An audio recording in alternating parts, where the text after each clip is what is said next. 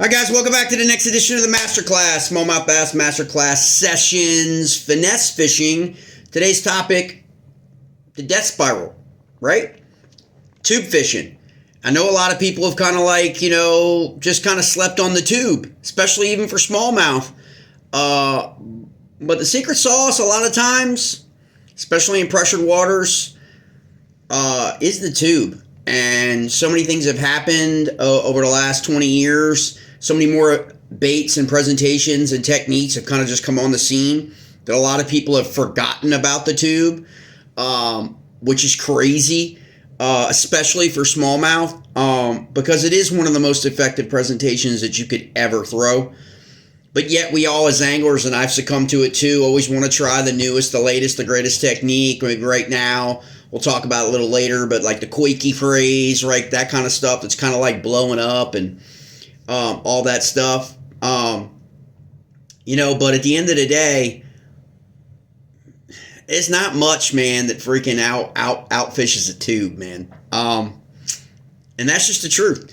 So go back to the 80s. For me, it was probably the second or third bait for me that I ever cut my teeth on as an angler. Of course, as a young guy, you guys know I worked in a tackle shop through late middle school, high school. It was pretty much there. If I wasn't on the field, if I wasn't at practice, didn't have a game on Saturday and whatever, I was at the shop. Okay. And back in the 80s, okay, tubes were the juice, man. They were the secret sauce. They were the bait of the day. They were what Koike is now today. Okay, or Dice Rubber last year, right? They were. Everybody was talking about that at the shop. The old timers, which is most of those guys have now gone on to fish heaven, aren't with us anymore. That basically introduced a lot of this stuff to me. When you're young, you get started off on like beetle spins and bobbers and different things. And where I grew up, where I moved to, at a young age, or around 12 years old, was the James River. And so and back in the day, in the 80s, the mid 80s, man, that was Woo Daves' stomping ground. He was worming with Woo, right? I talk a lot about that stuff. I still implement the same things that I remember him talking about, sitting on the stool, talking about with worms, right? Well, it was a lot like that with tubes too. The craze back then. Bobby and Gary Garland, most people are more familiar with Bobby than Gary. Bassin Man Lure Company, they came out with the Gidget, right? That Gidget, man, was like the shit. It was like the precursor for me. 10 years later, 12 years later, it was like Bass Tricks, I think it was, the little minnow shad that soft plastics that were like crazy. YouTube had just come on, eBay had just come on the scene, and people were paying $60 for a freaking small pack. I'm pretty sure it was Bass Tricks' little freaking minnow, because it had the actual eyes and stuff. But before that, man, it was Lunker City. Lunker City came out with the, trying to remember, the Sluggo. Herb Reed came out with the Sluggo in the late 80s, right? In the early mid 80s, it was the Gidget was the thing, man. It was the tubes, that was the thing. And so the natural evolution of all that hasn't changed. The tube really hasn't changed all that much, has it? You really can't, the tube is the tube. It really hasn't changed. Now, there's been the monster size. There were 6.5-inch monster size tubes. There's been some other stuff, but the actual fundamental tube hasn't really changed all that much, really, since the 80s. And that could be a part of why it's just not really marketing relevant, in terms of the bass fishing scene. But in terms of catching fish, it's right up there. I think the Gidget probably ranks in one of the top 50 lures of all time. Absolutely does. Certainly ranks in the top 10 in the 80s. And it came out of nowhere. You got to remember, back in the 80s, it was Rapala, Bagley, Norman. It was Meps, inline spinners, Mr. Twisters, curly. All that stuff was kind of coming, it was there, right? This came out of nowhere, man. Remember, this is pre. Bobby and Gary Garland's is pre, okay, the Senko, right? That came later, all right? In terms of worms. So, like, you got to remember, man, I mean, it's still crazy if you go back and watch some of them old school videos. Classics have been one on the tube. I mean, you know, I remember Redman were one on the tube. Stren Series events were run on the tube back in the day. It's just really, really crazy. And, you know, that's where we're at, right, with the industry. But this is one of those baits that just has hung around, you know, forever, man. It's timeless. That's what a quality bait is. How many baits come and go, right? And then people just forget about them because they were just like a little craze. It was more marketing behind it than the actual catch rates and actual fishing. It was more about branding, right, than it was about the quality of the bait. And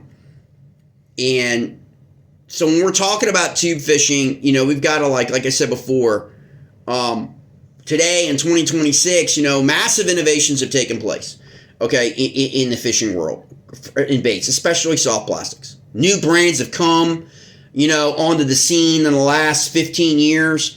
You know, you can think of like a Guggen, a 6 Sense. They weren't around 20 years ago, okay? There's a lot of stuff is happening. It's coming like really, really fast. And unfortunately, what I really think is we're going to find is a lot of these categories are going to get mirrored up. They're all going to get fuzzy and cloudy because these companies have been releasing baits so fast sequentially that it's almost not given time for a lot of anglers to adopt a specific bait technique because we move on to the next greatest thing. And so when these companies are releasing new bait after new bait after new bait in the soft plastic category, it kind of inundates and saturates the market where people are kind of like just completely like confused. They don't have time like we used to like fish a tube the whole season and master it, right? Because 3 or 4 new baits are being released every other month. You know, I mean, 6 Sense is like that. Like, it's just like, it gets crazy. And it just seems like everybody is chasing that, whatever the current craze is, right? And we've seen that a lot, especially in the States, where it's like something gets hot and then everybody's got to come out with a Koike style bait. Everybody's got to come out with a sea urchin. Everybody had to come out with like fuzzy dice. Everybody, now there's fuzzy everything, right? And so people can't get an opportunity to master, you know, the individual baits. But if you go and look at just the tube, go back a tube, okay, and begin a reset in your fishing regimen, especially finesse fishing for smallmouth, okay? Right? There are a lot of people I talk to today that have never fished a tube. I talk to them at the ramp, on the water. People will come up next to me and be like, hey, you know what are you throwing? Like, you know, 9 times out of 10 for me, it's not, if they know who I am on my river, they know I'm chucking like an underspin or something like that. But if I'm not, I'm usually fishing a tube. Or I'm fishing one of the baits, you know, created by my buddy. And like, they freaking catch fish everywhere. Okay, because these fish aren't used, they're seeing all the same baits all the time. They're conditioned to a lot of the chatterbaits. They're conditioned to a lot of stuff. And the tube is more of a finesse type bait, right? And so, you know, and it mimics. I mean, this right here, you know, you can look at these colors on these tubes, right? That I'm going to talk about today. All right. And what are they mimicking? They're mimicking shad, shiners, perch, bluegill, gobies, crawl. Name another bait that mimics all of those. Okay? Across a category that mimics every single one of those at the same time. So a bass, especially a smallmouth, could be very, very confused as to what it's actually tracking. Is it tracking a goby? Is it tracking a shiner or a shad or crawl on the bottom if you're bouncing this off the bottom, right? As it's free falling in the river column, doesn't really know what it is, but it knows it looks very, very similar to everything in the river, okay? And so, especially when the crawl come out the holes and start to pop in springtime, and they're all over the bottom, everything's moving on the bottom substrate, right? Or they're coming out of the holes on the bank and they're dropping into the water in the shallow, and before they can get 10 yards out in the river, they're getting clobbered, okay? Because the smallies are feeding up after the spawn in certain cases, or even pre-spawn. Okay? So tubes pretty much retro, right? That's what I would call retro bassin. Like really, for a lot of people, grew up on the tube in the 80s and 90s and then moved away from it. We all moved to like swim baits. We all moved to like all these other like formats. But at the end of the day, tube fishing still is one of the number one catch categories out there. And there's the biggest part about it is when you talk to guys who fish the tube, there's so many different ways to fish the tube. Okay? There's only so many ways to fish a crankbait. There's only so many ways to fish a swim bait, right? Because this is a darter and a twitcher, and it can spiral, like we're going to talk about with the death spiral, okay? It mimics everything in the water column, as opposed to a lot of these other baits that look great on this peg and look great and look fantastic and are beautiful, but at the end of the day, they're not as versatile and they're not as diverse as what you can get with fishing a tube, okay? So the death spiral is a technique for finesse tube fishing, all right? And so let's talk about first, before we break into the spiral, why it's so effective. Why are tubes so effective? Why is the death spiral one of the techniques that are so effective? Because it imitates dying prey, okay? This fluttering in the water, okay, it imitates dying. Could imitate a minnow, right? Like I said, a shad, a shiner, whatever, a dying prey in a subtle way. The way that they would fall in the water column or float to the top, okay? Because it's erratic and it's a circular fall, okay?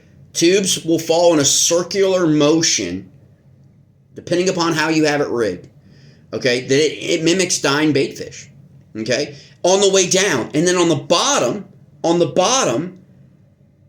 what does it mimic? It mimics crawl on the bottom if you crawl it. So there's so many things that you can do with a tube, right? You can pitch it. You can flip it. You can crawl it, right? You can hop it. You can do all these things, okay? It makes it one of the most universal baits that people sleep on. And you shouldn't, especially for smallmouth. But it catches largemouth too.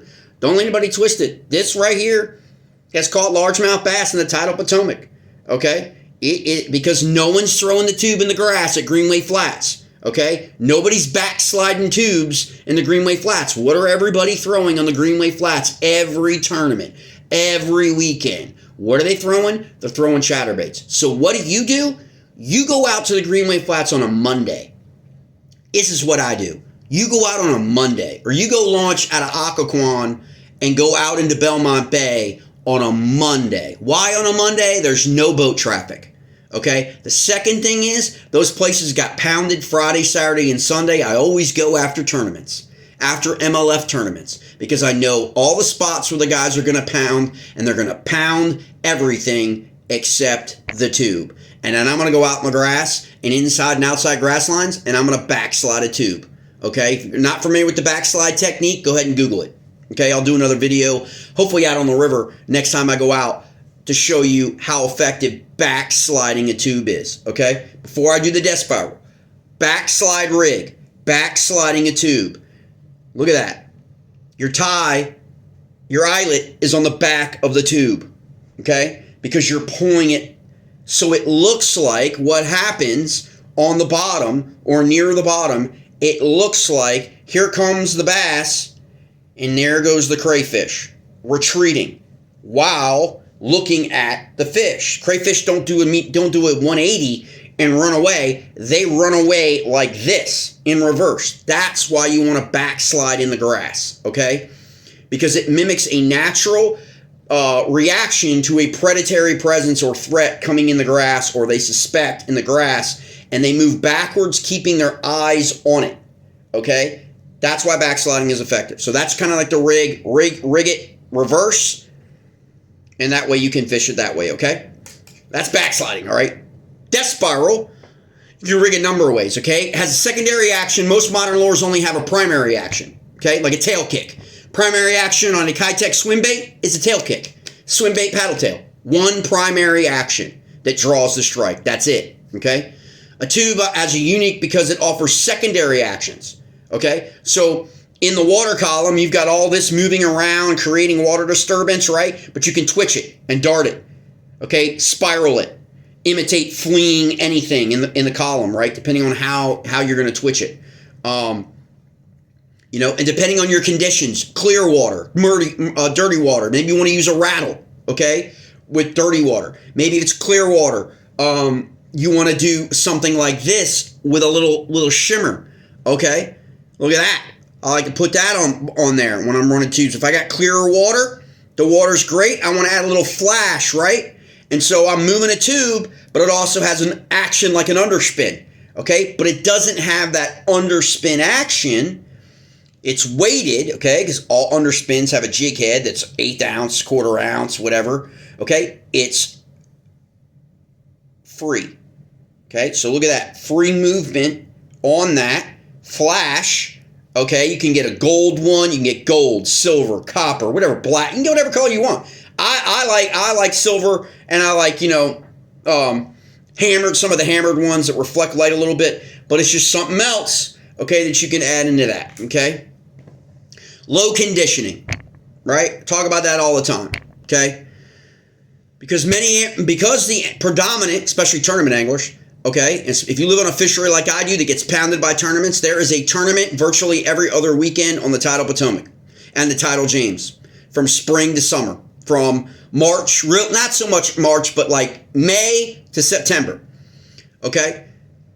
They're not fishing the tubes, okay? Tournament anglers have gone on to other baits. Why? Because major manufacturers have had the anglers, pro staff, they're marketing Rapala. None of the Rapala guys are going to talk about a tube, right? It's not the baits. It's not where the innovation is. It's not the new baits being released. None of the 6 Sense guys are going to be talking about a tube, right? Why? Because they're part marketing, part angler. So they've got to market the baits that the brands are actually pushing at the time, and nobody's really pushing the tube anymore. So that's what you have. I mean, that's just the truth of how the industry works, right? So go a different direction, okay? Because bass are going to hit the panic button. When they feel threatened by everything in their fishery, all that clacking, all that vibration, all that chatterbait stuff, all that stuff, secret sauce, guys, especially on the tidal Potomac and tidal James, guys go into Finesse, especially the tube, feel their limits, okay? It ain't sexy. I get it, okay? But maybe we should bring sexy back. You know what I'm saying? But because it freaking literally talks about it. Again, this masterclass, as long as all masterclasses are in the free newsletter, that link will be in the description. Okay, the graphics, we've got the Forgotten Tactical Advantage. We break down the components of the tube, okay? Your jig placement, the different placements of your jig, multi-species like efficacy, like in terms of how versatile it is, secondary action triggers, hollow core architecture inside the bait, okay, hollow, all right, the things that you can put in there with rattles, some nail weights, so many things you can do with the tube. It should be in your arsenal, okay, especially if you're not getting bit. If you're not having high catch rates on your river system, and you know it's something like the Susquehanna, the Upper Potomac, the James River, the Shenandoah, the Allegheny, the Yaak, things like that are loaded with smallmouth, and you're not catching smallmouth, start fishing a tube, okay? Tube, and my secondary option for those folks would be a swim bait, okay? And you're going to get bit, okay? Okay, the death spiral. The death spiral is a specialized finesse technique of tube fishing where the lure falls to the bottom in a slow circular motion, spiral, okay? Just like in the name, okay? Rather than dropping it straight down. Okay, so you don't want to rig it with a heavy weight, right? You don't, okay? Unless you need to get down, okay? You want it to naturally fall like a natural bait fish, okay? As opposed to a get down to the bottom, all right? That's a different technique, okay? If you're going to be hopping it off the bottom, you want that weight, okay? For sure.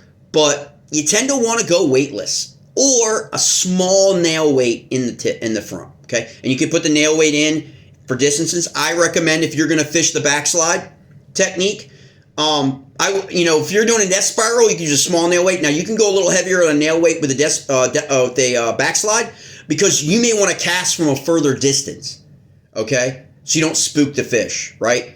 You may want to cast from maybe 15 or 20 yards further back, and that weight is going to allow you to get that, as opposed to if you didn't go, with the weight, okay? Just food for thought. All right, how the technique works, all right, for the death spiral, all right? You can use light jig heads. I would go as light as you feel comfortable with. 1/8 of an ounce to 3/16 ounce is all you need, okay? Heavier heads like a 1/4 ounce or goby style head oftentimes can fall a little too fast. If you start that way and you don't seem to be getting bit, don't bail on the tube altogether. Change the presentation, okay? Go away from that goby style head or that 1/4 ounce and go to an 1/8 or 3/16. All right, let's talk a little bit about some sauce, okay, in terms of the heads. You certainly can use a regular jig heads. I'm not trying to, not here to, like, get you to, like, drop more money on specialized heads, okay? Like, you can get away with the same one you're using with a Ned rig, a same ball head jig. You can use all that. But I would highly recommend going to heads that are specifically designed to get in that tube, okay? This right here is a 3/16 ounce stupid tube jig head, okay? It's one of my favorites. 3/16 is kind of an 1/8. They're the sweet spots, okay? So you don't want it to fall too fast, because your goal is not really to pop it, okay, or to hop it. You're wanting to get that strike on the fall, okay? Crystal clear water, you do not cast directly at sighted fish. Number one mistake people make, finesse fishing. If you locate fish, you do not want to throw into fish, okay? No matter what you're throwing, all right? You want to lead them, all right? And that's what I was talking about, the backsliding, okay? Put that thing just outside the grass line. You're further back, you're further out. And then when you're backsliding, you're slowly moving it backward, okay? Or you're quickly moving it, depending on your situation, okay? They're really aggressive fish, and they're fighting over baits, and they're fighting over baits. You can get a lot more aggressive with the death spiral. Is you want that spiral, okay? You want that slow, but you want to lead them. Allows the fish to see it, especially in clear water, so they can see it from further away, naturally falling, right? Naturally spiraling down, okay? Like they're going down to feed on something, right? Okay, then the big thing about tube fishing that kind of offsets people is you got to be patient, okay? A lot of people don't have patience. So there are a lot of people in fishing today that do not have patience, okay? They just want to burn everything. They want to power fish because that's been the craze the last decade or so. Fine, okay? But if you can have patience and outweight, okay, the fish.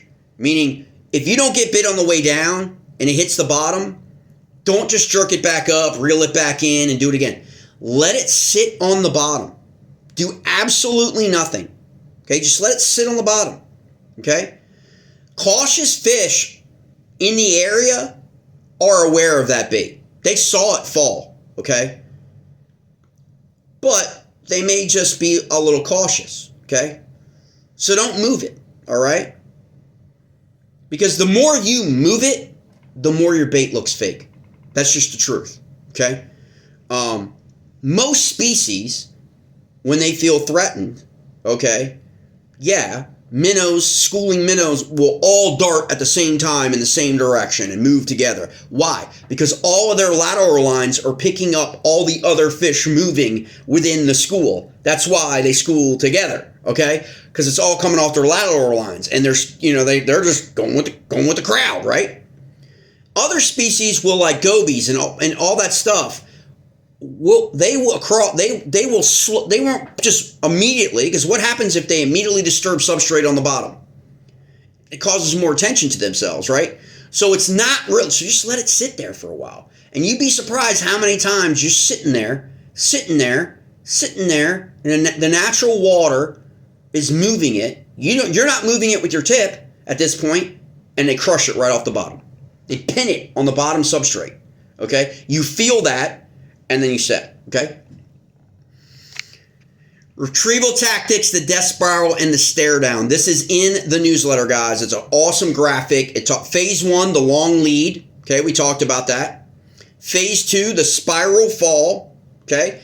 Phase 3, the stare down. Okay, that's the fish watching, especially suspended fish. Suspended fish sometimes don't want a bait to get even with them. So they'll move up to hit it. Okay, they don't want to get below. Sometimes it depends on what their behavior is, what transition, what's going on. But a lot of times, about midway through the fall of your water column, that's when they get struck. So if you know through your electronics or your graph that they're suspended in 12 feet of water, you're probably going to get bit on a tube if you're throwing a tube further higher in the water column. Okay, doesn't always happen that way, but they will stare it down. They will watch it and then decide when they're going to strike, because they're examining it to make sure it looks natural to them, right? And then obviously when you're down on the bottom, you basically have to do your outweight. Okay, basically it's a strategy. You just pause and you wait, and it could be different. It could be five count, could be a 10 count. For me, sometimes it's a 15 count. It really depends on the bite so far in the day. Okay. So why is that spiral so effective? The death spiral is because it exploits the unique physical properties of this tube. Okay, water kind of goes through the tube, out the tube. Okay, it's hollow for a reason. All right, buoyancy a lot of times. Okay, so you've got the weight of whatever nail weight or jig head that you want to put in, and then the water will actually get up in that tube, which creates more weight. A lot of guys use too much weight because they don't factor the water that could enter the back of the bait, okay, and get up in there, which is still some weight, right? Okay, so just keep that in mind, all right? Secondary actions, unlike most soft plastics, it only have that primary action, like I talked before, like a swim bait, Kitech or flutter or pintail or fluke, okay? It's one action. This has tons of secondary actions, okay? Bait triggering motion, the spiral acts like a fish magnet. It does, because it's probably one of the most natural finesse presentations there is. It just really is. Okay, natural profile. This looks like so many things. We covered that. The shad, the shiner, the perch, the goby, the bluegill, crawl, you name it. Low pressure, because many modern anglers have forgotten about the tube in favor of trends like the Ned rig. Fish are less conditioned to it. Okay, so it makes tougher days a little bit easier, right? To fill that bag. Achieving the death spiral is a specialized finesse technique where a tube lure falls to the bottom in a slow circular motion pattern like we're talking about, rather than dropping straight down like the Ned rig. Okay? Ned rig, heavier jig, right? It's going straight down. Sure, you can get bit on the fall in the Ned rig. You can. Excuse me. You can. But a lot of times it's off the bottom. After bottom contact is when you get bit by a Ned rig. Okay? Using the correct rigging and weights, we talked about light internal jig heads, 1/4 ounce, probably too much, but you can get away with it, okay, depending on how deep your water is. If you're in 3 feet, 4 feet of water, typically on the Susquehanna, the Upper Potomac, the James River, Shenandoah less than 2 feet, you want to go an eighth, okay, 3/16 to an eighth, because they provide the best spirals. The heavier the weight, the less spiral you get out of the spiral. It could be more like a bigger spiral than a tighter spiral, if that makes sense. You got micro and finesse. So that's a standardized tube that I like to use right there, standard size. Okay, and you got the micro tubes. Look at that crawl pattern, micro tube. All right, this is a Jake's. All right, I'll go through these tubes really quick that I like to use. So it really is your conditions. I like to start with this size. Okay. This is a 2.75 from Jake's Lure Joint. Okay, 2.75 tube. Love this size, 2.75. Okay, this is a crawdad. So, May, June, they're a little bit more like this color. That's my go-to. But that size is the go-to bait, okay, to start out with. Okay, because it mirrors the size of the forage in the fishery, right? Closer to that. And then we'll move up to, you can go 2.8, 3 points, 3.7, like that. Let me show you a Muddy Water. Love the Muddy Water lures tubes. Look at that, from Pennsylvania. You've got underwater baits, I think. Is it underwater lures in Pennsylvania as well. Snagler Tackle in Pennsylvania. Awesome tubes for the Susquehanna, Juniata watersheds, okay? This right here is a Muddy Water green pumpkin black flake, already catching smallmouth, okay? That's what the new packaging looks like from Muddy Water Lures. Love this one right here. 2.8 inches, sweet spot, okay? That is a sweet spot, all right? Nailed that size right down. A lot of times they could be a little too small or a little too big when you get to the 4-inch, like a Chompers from down at Table Rock. A Chompers, they're like 4 inches. So they're big, but they're fish catchers, especially largemouth bass, tidal fisheries. That 4 inches, because it mimics that forage in the tidal fisheries, shad, herring, that kind of stuff. They're bigger, okay, than in your inland fisheries, your Chompers. One other thing I want to cover with the Chompers is, weedless. Look at that, weedless. Weed guard on your jig head. For if you're worried about getting hung up, if you're worried about snagging, go with a weedless jig head. This is a Chompers Tube Pro Jig Head Weedless. Incredible addition if you want to get into tube fishing, okay?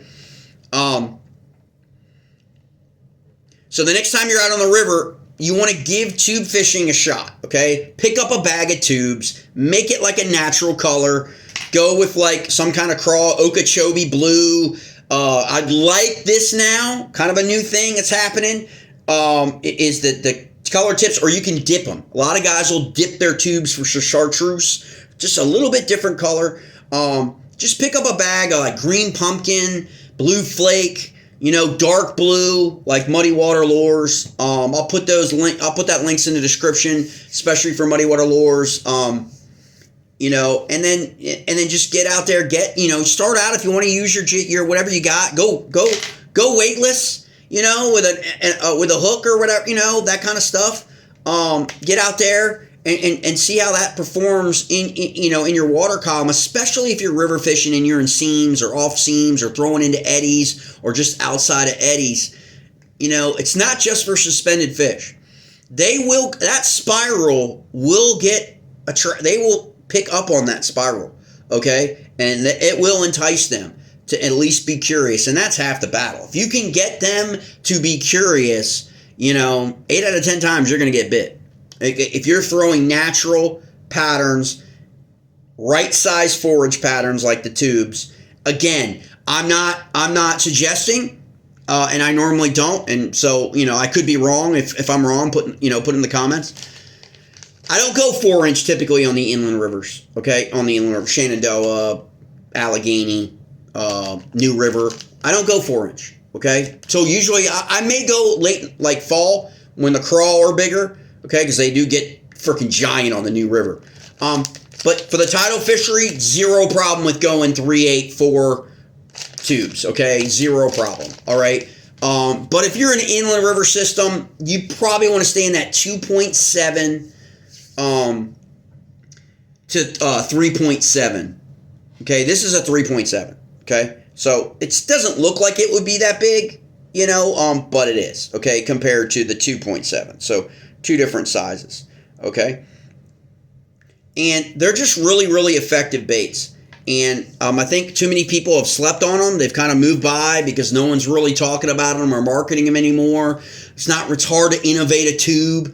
Like, like I said, they're not sexy. They catch fish, okay? And that's what the Masterclass series is about. It's about helping you catch more fish. It's not about tournament fishing. It's not about, although I know tournament anglers have reached out to me about the Masterclass and really good feedback about, just really positive stuff about how, I never really thought about that. I'm going to do that the next time I go out, especially when the bites are tough. And I'm going to tell you, man, the bites have been, with the exception of this last week or so, man, it's been a tough bite this spring. It hadn't been easy for guys because of all the cold weather, the ice, the late snow melt, the late snow, the water temperatures in the river stayed colder longer this year.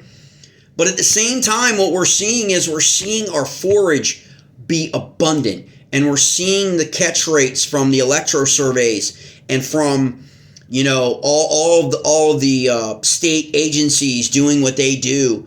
The fish catch rates, you know, in terms of how many in the 15-inch to 17-inch their catch per hour when they're out doing their surveys is up over 5 years ago. Everything is up.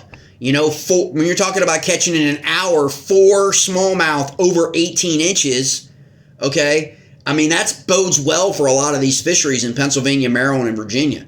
I have not seen the West Virginia stuff yet. I'm going to try and get a hold of that this week. But, you know, everything is pointing to really great fishing, okay, in terms of the science of it all, the ecosystem. There's more grass back in this fishery, okay? There's more forage back in the fishery, right? The fish are getting bigger, okay, in terms of the electrosurveys and all the testing that they're doing when they do all these at the stations, right? So everything's there. Okay, so if you're not getting bit when you go out on these river systems, running those hard baits and running those spinner baits and running those chatter baits, and that's all you're throwing. And trust me when I tell you this, there are tons of videos on YouTube and you watch guys, especially kayak guys, that's all they're throwing is a freaking chatter bait. And if they don't get bit, they throw their hands up in the air and be like, oh, well, you know, fish weren't biting today. No, they were biting. They just weren't biting the damn chatter bait because they've seen it every day 24/7 for the last 5 years, and they're conditioned to that noise. And so if they're not like in that feeding frenzy, they're going to be a lot more cautious about it. Give them something different, okay? A different presentation that you're not seeing. They're not seeing in the water column, okay? And that is really what's going to trigger. It's going to change your day. All right, guys, hope you enjoyed the masterclass. This was a death spiral on finesse fishing, the tube, the death spiral. Again, okay, finesse presentation. Go as low weight as you feel comfortable with, allowing that tube to spiral down and stay in that water column strike zone for a little bit longer, and then let it rest on the bottom, okay, for a 10 or 15 count. And if you want to just move it once with your rod tip, because remember, you raise that rod tip up, you're going to move this thing about 8 to 12 inches, okay? So just slowly move it up so it looks like a crayfish on the bottom or sculpin or something on the bottom that looks like, okay, it could be moving away, and you're going to get that strike. Like and subscribe to the channels, okay? And please subscribe to the free newsletter. It's free, and you got a shot at great baits. You got a shot at I give away a freaking tackle box, a field test box every month to someone who's on the newsletter. Again, I'll put as much of the information I can in the description of this video to track down these baits, or you can just use the email in the description. If you want to find out where you can get a hold of these baits, or if you're having trouble finding them, I'll locate them for you and get you a pack in the mail.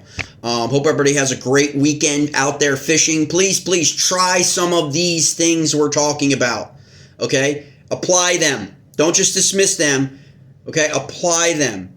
People have been catching bass for 100 years, okay? At least the last 50 with a lot of baits, okay? A lot of artificial baits, right? People have been catching bass forever, okay? So maybe not throw and present everything else that everybody else is doing today. Maybe go back, do a little retro bassing, get back into tube fishing, and catch yourself a PB. All right, guys.